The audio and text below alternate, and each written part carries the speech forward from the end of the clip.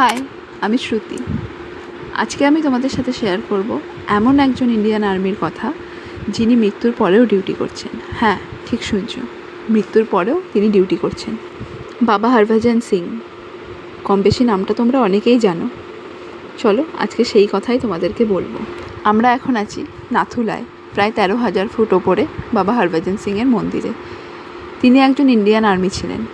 আমরা প্রত্যেকেই কম বেশি এই কথাটার সাথে অনেকেই পরিচিত, Indian army never off duty. আর সেই কথাটাই সত্যি করে দিয়েছেন আমাদের বীর সৈনিক বাবা হরভজন সিং। মৃত্যুর পরেও আজও তিনি ডিউটি করছেন তার দেশের জন্য, তার দেশকে রক্ষা করার জন্য নাথুলা বর্ডারে। আজ আমি সেই মন্দিরেই যাচ্ছি। তার রুম, তার অফিস, সব কিছু, হ্যাঁ ঠিকই শুনছেন, তার মন্দির। ইন্ডিয়ান আর্মি এবং গোটা সিকিমবাসী মনে করেন যে তিনি এখনও আছেন, তাদের মধ্যে জীবিত আছেন, তিনি রক্ষা করছেন তাদেরকে। সেই জন্য মৃত্যু 60 বছর পরেও তাকে তারা ভগবান রূপে পুজো করেন। এবং একজন সরকারি অফিসারের যা যা প্রাপ্য, ছুটির শেষ, পোশাক, ডিউটির জন্য জুতো, সব কিছুই তিনি এখনও পান। ওনার যে রুমটা, সেই রুমটাও এখনও নিয়মিত সাজানো হয়, পরিষ্কার করা হয়।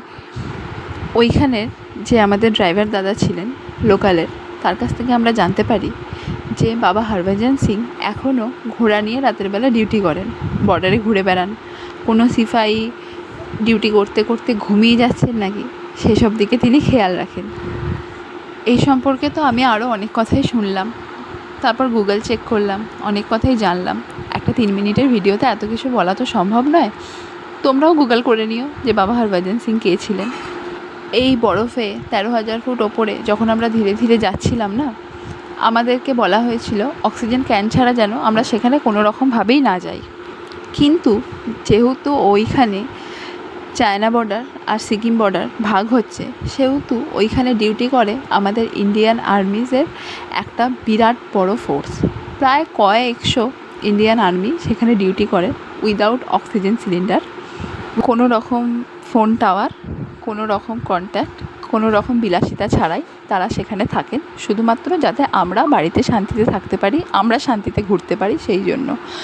তো সেই জন্য আমাদের ইন্ডিয়ান আর্মিদের একটা বড় হ্যাটস অফ, তাদের জন্য রেসপেক্টটা আমাদের বরাবর থেকেই যাবে।